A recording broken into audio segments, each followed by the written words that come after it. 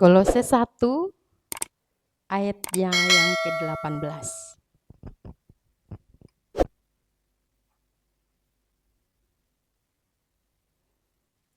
Ya, di layar sudah ada. Baik, kita baca bersama-sama. 1, 2, 3.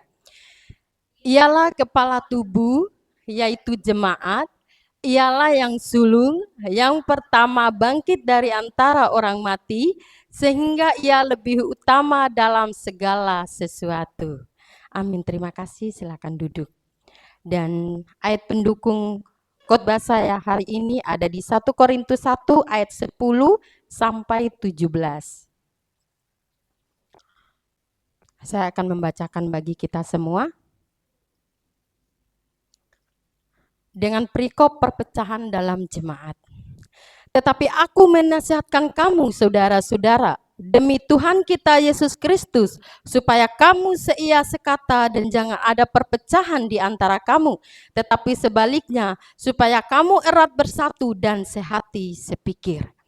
Sebab saudara-saudaraku, aku telah diberitahukan oleh orang-orang dari keluarga Chloe tentang kamu, bahwa ada perselisihan di antara kamu. Yang aku maksudkan ialah bahwa kamu masing-masing berkata, aku dari golongan Paulus, atau aku dari golongan Apolos, atau aku dari golongan Kefas, atau aku dari golongan Kristus. Adakah Kristus berbagi-bagi? Adakah Paulus disalibkan karena kamu? Atau adakah kamu dibaptis dalam nama Paulus? Aku mengucap syukur bahwa tidak ada seorang pun juga di antara kamu yang aku baptis selain Kristus dan Gaius. Sehingga tidak ada orang yang dapat mengatakan bahwa kamu dibaptis dalam namaku.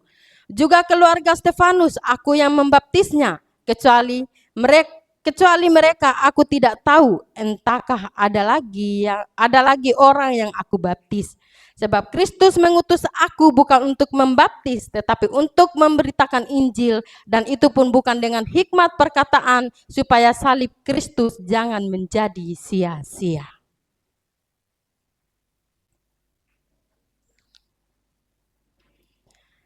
Saudara-saudara, kita hidup di zaman ketika banyak gereja menghadapi tantangan yang besar. Ada gereja yang terlalu berpusat pada tradisi. Ada gereja yang lebih menonjolkan budaya atau suku tertentu. Ada pula gereja yang tanpa disadari menjadikan seorang pemimpin sebagai pusat pelayanan.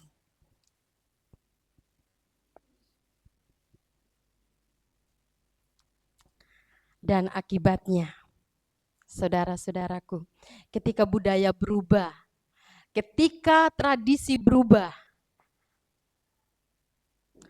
ketika tradisi mulai ditinggalkan, atau ketika pemimpin itu berpindah tempat pelayanan, banyak jemaat yang menjadi goyah. Mengapa hal itu bisa terjadi?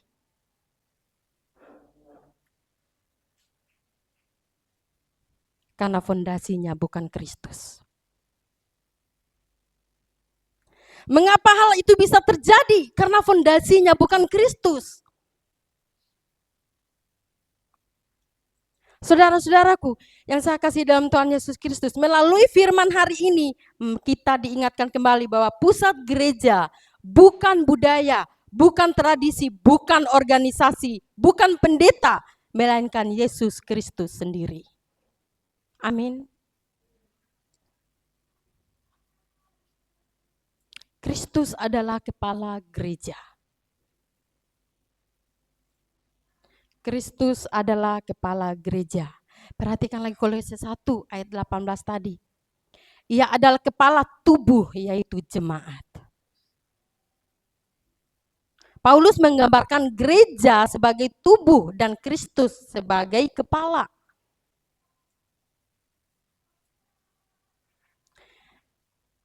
Biar kita lebih paham, saya minta Bapak Dali ke depan. Bapak Dali, silakan maju ke depan. Dengan tadi saya bilang bahwa gereja sebagai tubuh dan Kristus sebagai kepala. Sama halnya dengan Bapak Dali, jika ingin melangkah, kaki ini melangkah, apakah dia bisa melangkah sendiri? Ya, coba Bapak melangkah. Melangkah. Apakah kakinya bisa jalan tanpa semua? Tanpa kepala? Tidak. Tidak. Kayaknya Bapak butuh satu mic. Suara Bapak tidak dengar. Sabar. Iya. Yes. Jika Bapak Dali melangkah ke depan, saya bilang kakinya melangkah. Kaki saja. Jalan. Hanya kaki. Hanya kaki Bapak. Bisa tidak? Semua jalan. Semua harus jalan. Dan mata Bapak jika dibuka atau melihat ke kiri ke kanan, apakah bisa tanpa kepala? Belok ke belakang. Hanya mata? Tidak bisa. Tidak bisa. Baik, terima kasih Bapak. Silakan duduk. Kepala memiliki otoritas atas seluruh tubuh.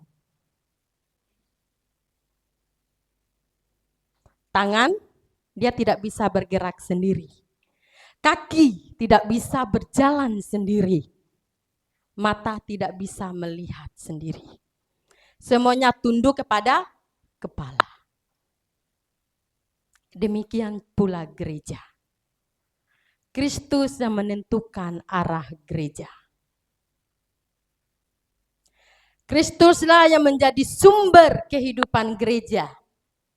Dan Kristuslah yang memiliki otoritas tertinggi atas gereja. Amin, saudara. Saudara-saudara, program gereja itu boleh saja banyak. Kegiatan gereja boleh saja padat. Gedung boleh megah. Tapi, jika Kristus tidak menjadi pusatnya, semua itu hanya menjadi aktivitas tanpa kehidupan rohani. Semua megah. Padat dari Senin sampai Sabtu. Kegiatan ibu, kegiatan sekolah minggu, kegiatan anak pemuda, kegiatan wanita, komsel, semua padat dari Senin sampai Minggu bahkan. Tetapi kalau pusat mereka, pusat pelayanan gereja bukan Kristus, berarti itu hanya aktivitas rohani yang mati tanpa kehidupan yang membuahkan hasil, yang membangkitkan iman kita. Karena itu setiap keputusan dalam pelayanan harus bertanya, apakah ini menyenangkan hati Kristus? Bukan apa yang paling nyaman bagi saya. Kita harus tanya, apakah ini menyenangkan hati Tuhan? Jangan bertanya, oh, apakah ini menyenangkan hati saya? Tidak, saudara. Atau apa yang paling menguntungkan kelompok saya?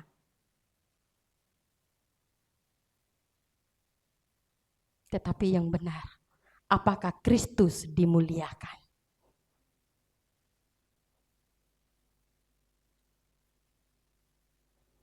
Perpecahan terjadi ketika manusia menjadi pusat. Perhatikan. Perpecahan terjadi ketika manusia menjadi pusat.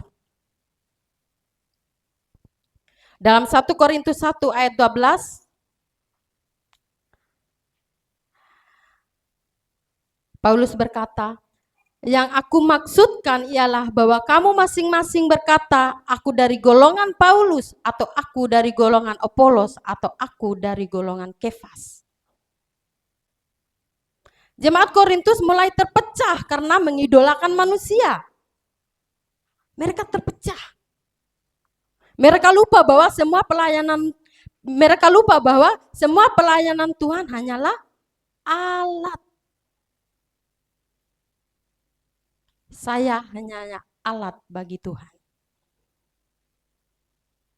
Semua pelayan Tuhan hanyalah alat bagi Tuhan. Karena itu Paulus bertanya. Mari kita lihat 1 Korintus 1 ayat 13.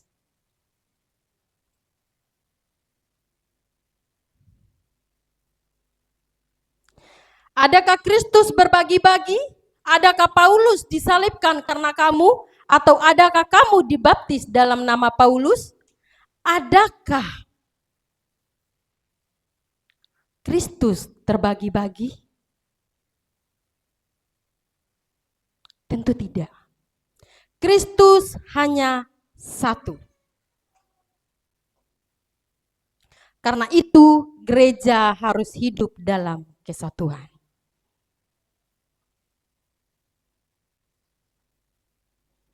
Saudara-saudara, tanpa disadari hal seperti ini juga bisa terjadi pada kita. Ada yang berkata, saya lebih cocok dengan pendeta yang ini. Kalau pelayanan yang itu yang memimpin saya semangat. Kalau kelompok kami lebih penting. Atau saya mengidolakan pendeta yang ini. Saya mengidolakan hambanya yang ini yang sering. Kalau dia yang khotbah, saya rajin ke gereja. Kalau dia yang khotbah, saya malas. Itu namanya mengidolakan manusia. Padahal gereja bukan tentang siapa yang melayani, tetapi tentang siapa yang kita layani. Dan dia adalah Yesus Kristus yang kita layani. Tepuk tangan bagi Tuhan Yesus Kristus.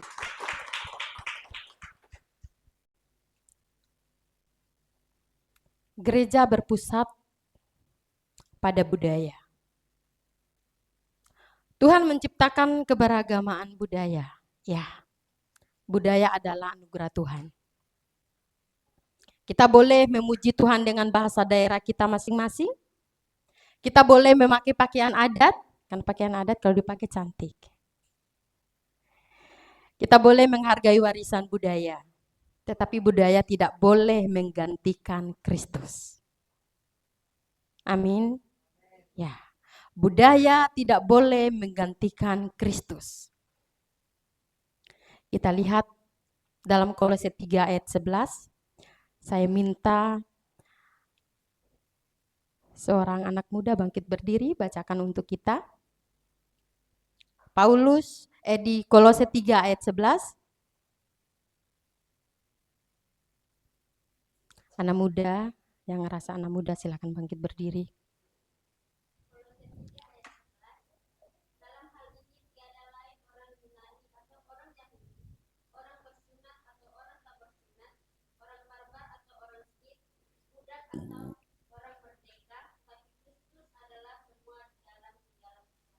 Ya, perhatikan.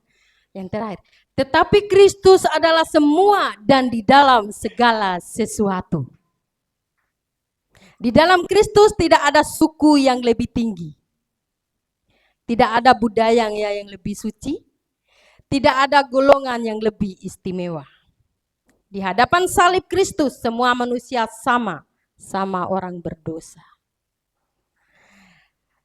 Di hadapan salib Kristus semua manusia sama-sama orang berdosa yang membutuhkan kasih karunia.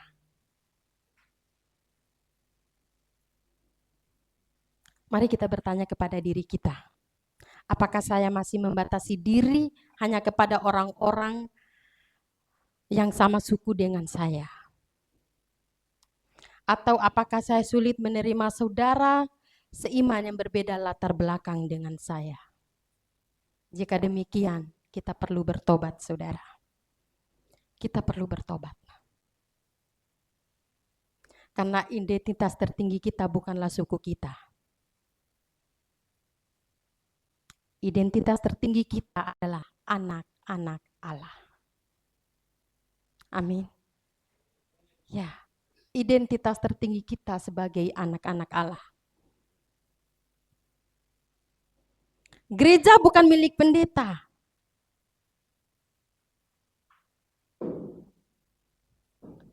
Mari kita lihat kebenaran firman Tuhan. Matius 16 ayat 18.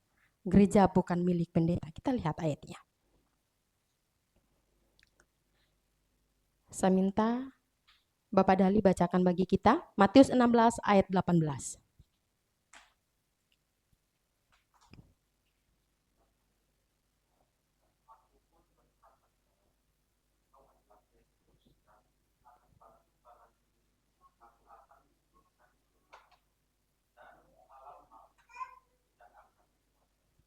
Terima kasih Bapak, silakan duduk. Aku akan mendirikan jemaatku. Ya, di sana aku akan mendirikan jemaatku. Perhatikan baik-baik, Yesus berkata jemaatku. Berarti bukan jemaat Petrus, bukan jemaat Paulus, bukan jemaat pendeta tertentu. Tetapi dikatakan jemaatku, yaitu jemaat Yesus Kristus. Gereja adalah milik Kristus. Pendeta adalah hamba Tuhan.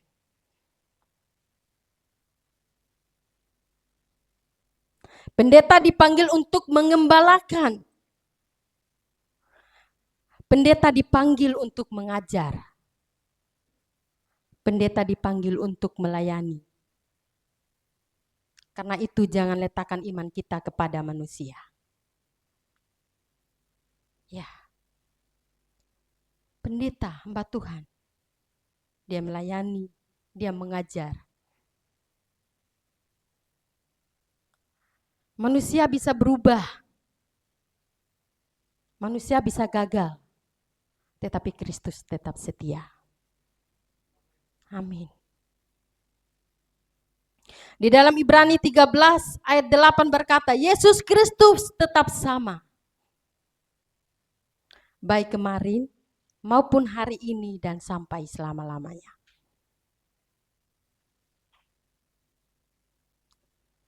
Jadi Kristus harus menjadi pusat pemberitaan.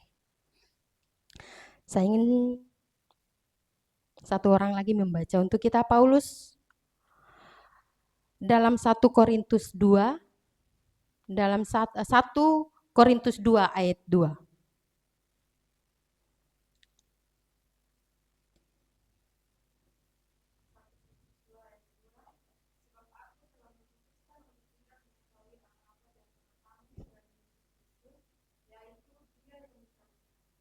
Terima kasih. Mimbar gereja bukan tempat pencari popularitas. Bukan tempat untuk menunjukkan kehebatan manusia. Bukan tempat untuk memuaskan telinga. Kalau khotbahnya bagus, saya mau pergi. Kalau khotbahnya itu keras atau menyindir saya minggu depan saya tidak mau bergereja lagi. Hari ini khotbahnya enak. Tentang berkat aja yang dikhotbahkan. Saya suka. Tapi kalau khotbahnya, ayo bertobat, ayo jangan lakukan ini, jangan lakukan itu, ayo kembali. Dia menyindir saya, besok saya tidak mau gereja lagi.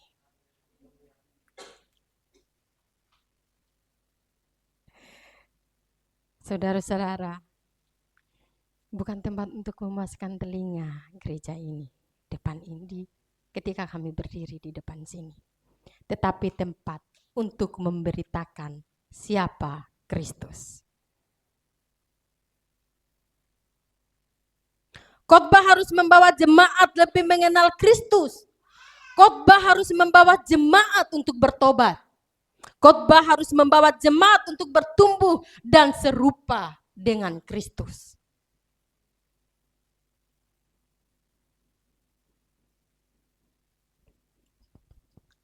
Karena gereja yang sehat adalah gereja yang terus meninggikan Kristus. Dan Kristus memanggil kita untuk hidup dalam kesatuan. 1 Korintus 1 ayat 10. Bapak silakan tampilkan di depan. Saya undang semua kita bangkit berdiri, kita baca bersama-sama. 1 Korintus 1 ayat 10. 1, 2, 3. Tetapi aku menasihatkan kamu, saudara-saudara, demi nama Tuhan kita Yesus Kristus, supaya kamu seia sekata dan jangan ada perpecahan di antara kamu, tetapi sebaliknya supaya kamu erat bersatu dan sehati sepikir. Amin. Silakan duduk.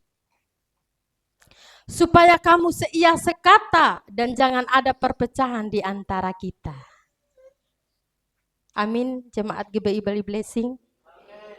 Kita seia sekata, tidak ada perpecahan di antara kita. Amin. Ya. Kesatuan bukan berarti kita semua harus sama. Kesatuan berarti memiliki tujuan kita sama, yaitu memuliakan Kristus. Pintar-pintar semua. Ya, tujuan kita adalah memuliakan Tuhan. Ada yang melayani sebagai pemusik seperti Om Rio, lalu ada yang melayani sebagai pendoa,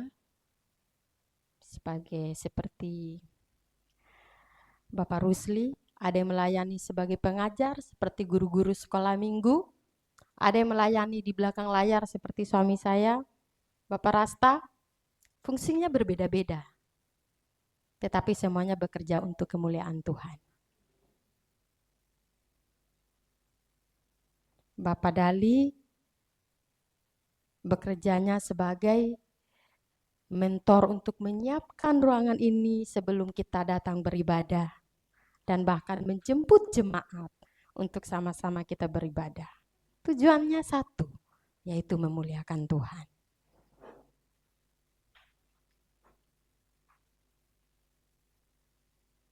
Sama seperti anggota tubuh. Mata tadi saya bilang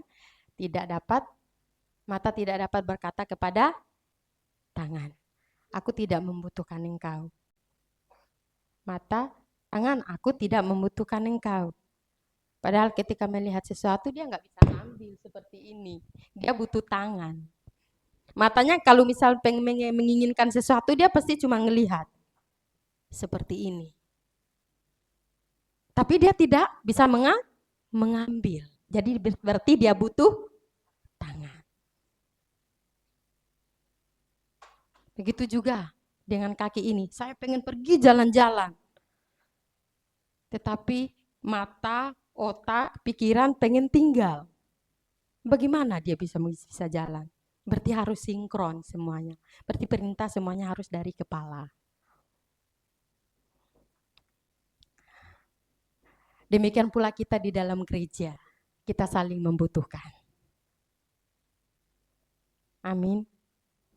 Ya, kita saling membutuhkan. Dan Kristus harus menjadi pusat kehidupan kita. Saudara-saudara, firman Tuhan ini bukan hanya berbicara tentang gereja atau secara organisasi. Firman Tuhan juga berbicara tentang hidup kita. Mari kita lihat Galatia 2 ayat 20.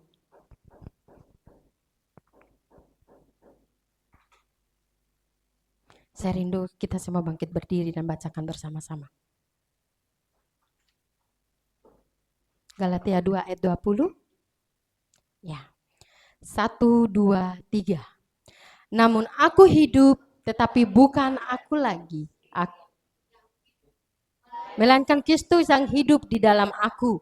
Dan hidupku yang kuhidupi sekarang di dalam daging adalah hidup oleh iman dalam Anak Allah yang telah mengasihi aku dan menyerahkan dirinya untuk aku. Amin, terima kasih. Namun aku hidup, tetapi bukan aku lagi. Aku sendiri yang hidup, melainkan Kristus yang hidup di dalam aku. Jika Kristus menjadi pusat hidup kita, di rumah kita hidup di dalam kasih. Di tempat kerja, kita hidup dalam kejujuran. Di sekolah kita menjadi teladan. Dalam pelayanan kita melayani dengan kerendahan hati. Karena kekristenan bukan hanya tentang hari Minggu, tapi tentang hidup bagai Kristus setiap hari. Kekristenan bukan hanya tentang hari Minggu, tetapi tentang hidup saya dan saudara bagi Kristus setiap hari. Amin. Jangan di gereja kita jadi malaikat, pulang jadi preman. Di gereja kita bahasanya itu manis sekali. Sampai di rumah kita mulai semua kebun binatang kita bawa. Semua yang hidup di kebun binatang kita sebut. Saudara-saudara yang terkasih, saya akan mengingatkan lagi hal penting yang kita pelajari pada pagi hari ini adalah Kristus adalah kepala gereja. Kristus adalah pusat kesatuan jemaat, dan gereja bukan berpusat pada budaya, dan gereja bukan milik pendeta. Kristus harus menjadi pusat pemberitaan. Kristus harus menjadi pusat kehidupan kita. Sebelum kita mengakhiri renungan hari ini, izinkan saya mengajukan 3 pertanyaan. Tidak perlu dijawab. Yang pertama, apakah Kristus sungguh menjadi pusat kehidupan saudara? Yang kedua, apakah saudara sedang membangun kesatuan atau justru perpecahan? Dan yang ketiga, jika suatu hari manusia mengecewakan saudara, apakah iman saudara tetap teguh karena berakar di dalam Kristus? Hari ini Tuhan memanggil kita untuk kembali kepada pusat yang benar. Mari kita berkata dalam hati kita, kami menghormati budaya, tetapi kami hanya menyembah Kristus. Kami menghormati budaya, tetapi kami hanya mau menyembah Kristus. Kami menghargai pemimpin rohani kami, tetapi kami mau mengikuti Kristus. Kami melayani dengan setia, karena kami sadar bahwa gereja ini adalah milik Kristus. Amin. Ya, layani dengan setia, karena gereja ini adalah milik Kristus. Dan biarlah pengakuan Rasul Paulus menjadi pengakuan kita bersama. Karena bagiku hidup adalah Kristus dan mati adalah keuntungan. Kiranya Tuhan menolong kita untuk tetap menempatkan Yesus Kristus sebagai pusat gereja, pusat pelayanan, pusat keluarga, dan pusat kehidupan kita. Tuhan Yesus memberkati kita semua.